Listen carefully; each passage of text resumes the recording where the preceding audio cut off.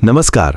आज हम चलने वाले हैं पश्चिम बंगाल के एक अत्यंत प्राचीन और पवित्र शक्तिपीठ की यात्रा पर, जहां मां सती का कंठार या गले का आभूषण गिरा था। ये पवित्र स्थान है पश्चिम बंगाल के बीरभूम जिले में स्थित नंदीकेश्वर शक्तिपीठ या नल्हाटी शक्तिपीठ। ये स्थान मयूराक्षी नदी के निकट है और बंगाल की समृद्ध शक्ति उपासना परंपरा का एक महत्वपूर्ण केंद्र है। यहाँ मां नंदिनी या महिषमर्दिनी के रूप में विराजमान है। ये क्षेत्र अपनी प्राचीन संस्कृति और आध्यात्मिक विरासत के लिए प्रसिद्ध है। नंदीकेश्वर नाम भगवान शिव के वाहन नंदी से जुड़ा है। नंदी भगवान शिव का प्रिय बैल है और ईश्वर का अर्थ है भगवान। ये स्थान शिव शक्ति की संयुक्त उपासना का केंद्र है। प्राचीन काल से यहाँ शैव और शाक्त दोनों परंपराओं का सुंदर समन्वय रहा है। पौराणिक कथा के अनुसार दक्ष प्रजापति के यज्ञ में माता सती ने अपने पति भगवान शिव का अपमान सहन नहीं किया और यज्ञ कुंड में प्रवेश कर गईं। जब भगवान शिव माता सती के जले शरीर को लेकर तांडव कर रहे थे, तब भगवान विष्णु ने सुदर्शन चक्र से माता सती के शरीर के टुकड़े कर दिए। माता सती के शरीर के जो 51 टुकड़े पृथ्वी पर गिरे, वे शक्तिपीठ कहलाए। नंदीकेश्वर या नल्हाटी में माता सती का कंठहार या गले का आभूषण गिरा और यहाँ शक्तिपीठ की स्थापना हुई। स्थानीय मान्यता के अनुसार जब मां का कंठहार यहाँ गिरा तो नंदी जी यहाँ आए और इस स्थान की रक्षा की। नंदी जी ने यहाँ तपस्या की और मां की आराधना की, इसलिए इस स्थान को नंदीकेश्वर के नाम से जाना जाता है। ये स्थान नंदी जी की तपोभूमि भी है। नंदीकेश्वर शक्तिपीठ का इतिहास अत्यंत प्राचीन और समृद्ध है। माना जाता है कि ये स्थान कई हजार वर्ष पुराना है और इसका उल्लेख प्राचीन शास्त्रों और पुराणों में मिलता है। पौराणिक काल से ही ये स्थान शक्ति उपासना का केंद्र रहा है। स्थानीय मान्यता के अनुसार जब मां सती का कंठहार यहाँ गिरा तो पृथ्वी कांप उठी और एक दिव्य ज्योति प्रकट हुई। नंदी जी ने इस स्थान को पहचाना और यहाँ तपस्या की। उनकी तपस्या से मां प्रसन्न हुई और यहाँ स्थायी रूप से विराजमान हो गईं। बंगाल के पाल राजवंश 8वीं से 12वीं शताब्दी ने बौद्ध धर्म के साथ साथ शक्ति उपासना को भी संरक्षण दिया। पाल राजाओं ने अनेक शक्तिपीठों का जीर्णोद्धार करवाया और दान दिया। नंदीकेश्वर मंदिर को भी पाल राजाओं का संरक्षण प्राप्त था। इसके बाद सेन राजवंश 12वीं से 13वीं शताब्दी ने हिंदू धर्म को विशेष संरक्षण दिया। सेन राजा शैव और शाक्त उपासक थे। उन्होंने नंदीकेश्वर सहित अनेक मंदिरों का विकास किया। 13वीं शताब्दी के बाद जब बंगाल पर मुस्लिम शासन आया तो कई मंदिरों को नुकसान हुआ, लेकिन ग्रामीण क्षेत्रों में स्थित मंदिर अपेक्षाकृत सुरक्षित रहे। नंदीकेश्वर भी एक ग्रामीण क्षेत्र में होने के कारण बच गया।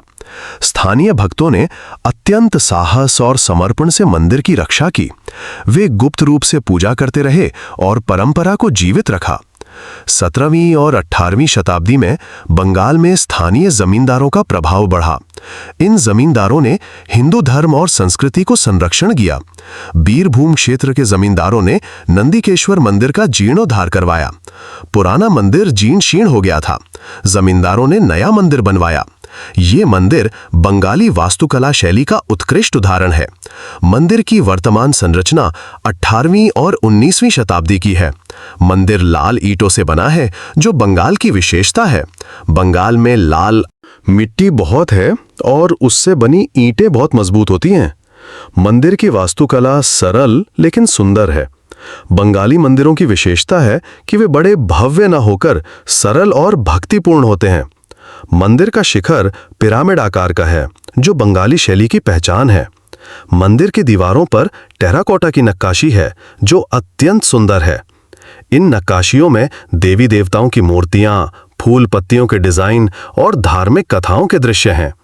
मंदिर परिसर विस्तृत नहीं है, लेकिन बहुत पवित्र माना जाता है। मंदिर के चारों ओर प्राचीन पेड़ हैं। पीपल और बरगद के पुराने पेड़ मंदिर की प्राचीनता के साक्षी हैं। वातावरण शांत और आध्यात्मिक है। गर्भगृह में मां नंदिनी या महिषमर्दिनी की मूर्ति विराजमान है। मां महिषासुर का वध करने वाली देवी के रूप में है। मां के हाथों में विभिन्न अस्त्र शस्त्र हैं। मां का रूप शक्तिशाली और दिव्य है। मां को लाल साड़ी पहनाई जाती है। सिंदूर और फूलों से मां का श्रृंगार किया जाता है। मंदिर परिसर में नंदी की मूर्ति भी स्थापित है। नंदी जी की पूजा विशेष रूप से की जाती है। भक्त मां के दर्शन से पहले नंदी जी को प्रणाम करते हैं। ये परंपरा प्राचीन काल से चली आ रही है। मंदिर में भैरव मंदिर भी है। शक्तिपीठों में भैरव का स्थान अनिवार्य है। यहां भैरव को नंदिकेश्वर भैरव के नाम से पूजा जाता है। भक्त मां और भैरव दोनों के दर्शन करते हैं। मंदिर में प्रतिदिन नियमित पूजा होती है। प्रातःकाल 5 बजे मंदिर खुलता है। मंगल आरती से दिन की शुरुआत होती है। फिर मां का अभिषेक किया जाता है। दूध, दही, शहद, गंगा जल से अभिषेक होता है। फिर मां का श्रृंगार किया जाता है। दोपहर 12 बजे भोग आरती होती है। मां को विभिन्न प्रकार के भोग लगाए जाते हैं। बंगाली व्यंजन विशेष रूप से चढ़ाए जाते हैं। संध्या 7 बजे संध्या आरती होती है। ये सबसे भव्य आरती होती है। भक्त बड़ी संख्या में उपस्थित होते हैं। रात्रि 9 बजे शयन आरती होती है। मां को लाल हिबिस्कस के फूल विशेष प्रिय हैं। बेल के फूल भी चढ़ाए जाते हैं। नारियल, केला और मिठाई भी चढ़ाई जाती है। बंगाली परंपरा के अनुसार सफेद वस्त्र और सिंदूर चढ़ाया जाता है। प्रसाद में संदेश और नारियल की बर्फी होती है। मंदिर में विभिन्न त्योहारों पर विशेष उत्सव मनाए जाते हैं। दुर्गा पूजा का पर्व यहाँ सबसे बड़ा उत्सव है। पश्चिम बंगाल में दुर्गा पूजा सबसे महत्वपूर्ण त्योहार है। 5 दिनों तक षष्ठी, सप्तमी, अष्टमी, नवमी और दशमी विशेष पूजा होती है। दुर्गा पूजा के दौरान मंदिर को विशेष रूप से सजाया जाता है। फूलों और लाइटों से सजावट की जाती है। ढाक की थाप पर पूजा होती है। ढाक बंगाली संस्कृति का अभिन्न अंग है। इसकी विशिष्ट ध्वनि दुर्गा पूजा की पहचान है। महाअष्टमी और महानवी के दिन विशेष पूजा होती है। संधि पूजा अष्टमी और नवमी के संधि काल में होती है।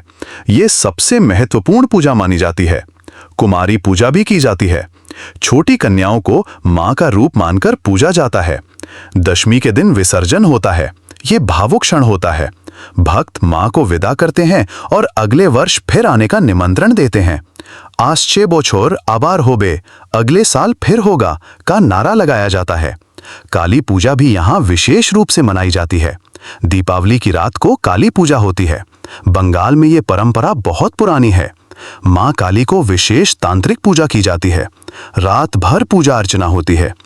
अब हम बात करें नंदिकेश्वर शक्तिपीठ से जुड़ी मान्यताओं और लाभों की। ये मान्यताएं सदियों से चली आ रही हैं और लाखों भक्तों के अनुभवों पर आधारित हैं। सबसे पहली और सबसे महत्वपूर्ण मान्यता है गले और कंठ से संबंधित समस्याओं का समाधान। चूंकि यहां माता सती का कंठहार या गले का आभूषण गिरा था, इसलिए गले से संबंधित सभी समस्याओं के लिए ये स्थान अत्यंत चमत्कारी है। गले की बीमारियां जैसे गले में खराश, टॉन्सिल की समस्या, थायराइड की गड़बड़ी, स्वर यंत्र की बीमारी, गले की गांठ, गले का कैंसर, इन सभी के लिए मां नंदिनी की कृपा अद्भुत है। जो लोग गायन, वाणी कला या सार्वजनिक भाषण से जुड़े हैं, गायक, वक्ता, अध्यापक, आकाशवाणी कलाकार, नेता, उन सभी को यहां आना चाहिए। मां के आशीर्वाद से उनकी वाणी मधुर होती है। आवाज में मिठास और शक्ति आती है। गला स्वस्थ रहता है। जिन लोगों को बोलने में कठिनाई है, हकलाने की समस्या है, आवाज कमजोर है, उन्हें यहाँ नियमित आना चाहिए और मां से प्रार्थना करनी चाहिए। मां की कृपा से ये सभी समस्याएं दूर होती हैं। दूसरी मान्यता है आभूषण, सुंदरता और व्यक्तिगत आकर्षण से संबंधित। कंठहार गले का आभूषण है जो सुंदरता बढ़ाता है। मां नंदिनी की पूजा से व्यक्ति का आकर्षण बढ़ता है, व्यक्तित्व में निखार आता है। विशेष रूप से युवतियों और महिलाओं के लिए यह मान्यता महत्वपूर्ण है। जो युवतियां सुंदर और आकर्षक बनना चाहती हैं, उन्हें मां की पूजा करनी चाहिए। मां का आशीर्वाद मिलने से स्वाभाविक सुंदरता बढ़ती है, त्वचा में निखार आता है, आभा में दिव्यता आती है। जो महिलाएं आभूषण व्यवसाय से जुड़ी हैं, स्वर्णकार हैं, रत्न व्यापारी हैं, उन्हें भी यहां आना चाहिए। मां के आशीर्वाद से उनका व्यापार फलता फूलता है। आभूषण कला में निपुणता आती है। तीसरी मान्यता है वाणी की शक्ति और सत्य बोलने की। कंठ से वाणी निकलती है। वाणी मनुष्य की सबसे बड़ी शक्ति है। सत्य वाणी से बड़ा कोई धर्म नहीं। मां नंदिनी की पूजा से वाणी में सत्य का तेज आता है। जो लोग सत्य बोलते हैं उनकी रक्षा मां करती हैं। जो लोग न्याय के क्षेत्र से जुड़े हैं, वकील, न्यायाधीश, पत्रकार, उन्हें यहां आना चाहिए। मां का आशीर्वाद मिलने से उनकी वाणी में प्रभाव आता है, सत्य की विजय होती है, झूठ का पर्दाफाश होता है। जो लोग झूठे आरोपों में फंसे हैं, जिनकी बात कोई नहीं सुनता, उन्हें मां की शरण में आना चाहिए। मां उनके सत्य को सामने लाती हैं। चौथी मान्यता है महिषासुर जैसी बुरी शक्तियों पर विजय की। मां यहां महिषमर्दिनी के रूप में विराजमान है, महिषासुर का वध करने वाली देवी। महिषासुर अहंकार, बुराई और अत्याचार का प्रतीक है। मां की पूजा से जीवन की सभी बुरी शक्तियों पर विजय मिलती है। जो लोग दुश्मनों से परेशान हैं, जिन पर अत्याचार हो रहा है, जो शत्रुओं से घिरे हुए हैं, उन्हें मां महिषमर्दिनी की शरण में आना चाहिए। मां उनकी रक्षा करती हैं, शत्रुओं का नाश होता है, न्याय की विजय होती है। जो लोग नकारात्मक शक्तियों से पीड़ित हैं, भूत प्रेत बाधा से परेशान हैं, तंत्र मंत्र के प्रभाव से पीड़ित हैं, उन्हें यहां आना चाहिए। मां की शक्ति सभी नकारात्मकता को नष्ट कर देती है। पांचवी मान्यता है संतान प्राप्ति और परिवार की रक्षा की। मां नंदिनी परिवार की रक्षक हैं। निसंतान दंपतियों को यहां आकर पूजा करनी चाहिए। मां के आशीर्वाद से संतान की प्राप्ति होती है। अनगिनत जोड़ों को यहां से संतान का वरदान मिला है। संतान के स्वास्थ्य के लिए भी मां से प्रार्थना करनी चाहिए। जिन बच्चों को बार बार बीमारी होती है, जो कमजोर हैं, उन्हें यहां लाना चाहिए। मां के आशीर्वाद से सभी व्याधियां दूर होती हैं। आशीर्वाद से बच्चे स्वस्थ और मजबूत बनते हैं। परिवार में कलह हो, विवाद हो, तो भी मां से प्रार्थना करनी चाहिए। मां परिवार में प्रेम और सद्भाव लाती हैं। छठी मान्यता है कृषि और समृद्धि की। बीरभूम कृषि प्रधान क्षेत्र है। किसानों की मां नंदिनी में गहरी आस्था है। बुआई से पहले और फसल कटाई के बाद किसान मां को धन्यवाद देने आते हैं। मां की कृपा से फसल अच्छी होती है, बारिश समय पर होती है, कीड़े लगने का भय नहीं रहता, समृद्धि आती है। व्यापारियों को भी यहां आना चाहिए। मां के आशीर्वाद से व्यापार में वृद्धि होती है, धन में स्थिरता आती है। नंदीकेश्वर शक्तिपीठ से कई चमत्कारिक कहानियां जुड़ी हैं। स्थानीय लोग बताते हैं कि मां ने अनगिनत बार अपने भक्तों की रक्षा की है। विशेष रूप से रोग मुक्ति में मां की विशेष कृपा होती है। एक रोगी की कथा प्रसिद्ध है जो गंभीर बीमारी से पीड़ित था। उसने मां नंदिनी की शरण ली और नियमित पूजा की। मां की कृपा से वो स्वस्थ हो गया। आज वो परिवार हर वर्ष दुर्गा पूजा में यहां आता है। एक निसंतान दंपत्ति की कहानी है जिन्होंने मां से संतान की कामना की। उन्होंने व्रत रखा और नियमित दर्शन किए। मां की कृपा से उन्हें संतान प्राप्त हुई। वे नियमित रूप से मंदिर आते हैं। एक किसान की कथा है जिसकी फसल नष्ट हो रही थी। उसने मां से प्रार्थना की। मां की कृपा से उसकी फसल बच गई और अच्छी उपज हुई। उसने मां को धन्यवाद स्वरूप मंदिर में घंटा चढ़ाया। नंदीकेश्वर शक्तिपीठ जाने का सबसे अच्छा समय अक्टूबर से मार्च तक का है। इस समय मौसम सुहावना होता है। सर्दियों में हल्की ठंड रहती है, जो यात्रा के लिए आदर्श है। दिन में धूप सुखद होती है और रातें ठंडी होती हैं। गर्मियों में भी यात्रा की जा सकती है, लेकिन अप्रैल मई में गर्मी होती है। मानसून में बारिश होती है। मानसून का अपना सौंदर्य है, हरियाली, नई फसलें, सुहावना मौसम। लेकिन यात्रा में कुछ कठिनाई हो सकती है। दुर्गा पूजा का समय विशेष है। अगर दुर्गा पूजा में आना हो तो सितंबर अक्टूबर में आना चाहिए। इस समय पूरा बंगाल उत्सवमय होता है। मंदिर विशेष रूप से सजाया जाता है, विशेष पूजा होती है, हजारों भक्त आते हैं। ये अद्भुत अनुभव है। बीरभूम जिला पश्चिम बंगाल का एक महत्वपूर्ण और ऐतिहासिक जिला है। यह क्षेत्र अपनी लाल मिट्टी के लिए प्रसिद्ध है, जो बहुत उपजाऊ है। बीरभूम का शाब्दिक अर्थ है वीरों की भूमि। प्राचीन काल से यहाँ वीर योद्धाओं का निवास रहा है। यहाँ कई ऐतिहासिक और धार्मिक स्थल हैं जो देखने लायक हैं। मयूराक्षी नदी इस क्षेत्र की जीवन रेखा है। यह नदी सिंचाई और पीने के पानी का मुख्य स्रोत है। तारापीठ बीरभूम का सबसे प्रसिद्ध शक्तिपीठ है। ये नंदीकेश्वर से लगभग 50 से 60 किलोमीटर की दूरी पर है। तारापीठ में मां तारा विराजमान है। यहां माता सती का नेत्र गिरा था। ये तंत्र साधना का विश्व प्रसिद्ध केंद्र है। महान तांत्रिक संत बामाखेपा यहीं तपस्या करते थे। वे मां तारा के परम भक्त थे और उन्होंने अद्भुत सिद्धियां प्राप्त की थीं। आज भी उनकी समाधि यहाँ है। तारापीठ का शमशान घाट तांत्रिक साधना के लिए प्रसिद्ध है। भक्त तारापीठ में मां के दर्शन अवश्य करते हैं। नंदिकेश्वर से तारापीठ की यात्रा एक ही दिन में की जा सकती है। बकरेश्वर एक और महत्वपूर्ण तीर्थ स्थान है जो नंदिकेश्वर से लगभग 50 किलोमीटर दूर है। यहाँ गर्म पानी के प्राकृतिक झरने हैं जो पृथ्वी के गर्भ से निकलते हैं। माना जाता है कि इन झरनों के पानी में औषधीय गुण हैं। त्वचा रोग, जोड़ों का दर्द और अन्य कई बीमारियों में इस पानी से स्नान लाभदायक है। यहाँ प्राचीन शिव मंदिर है। मान्यता है कि यहाँ भगवान शिव ने तपस्या की थी। ये तीर्थ और स्वास्थ्य दोनों का स्थान है। सर्दियों में गर्म पानी में स्नान करना बहुत सुखद अनुभव है। शांति निकेतन भी बीरभूम जिले में है और नंदिकेश्वर से लगभग 30 से 40 किलोमीटर की दूरी पर है।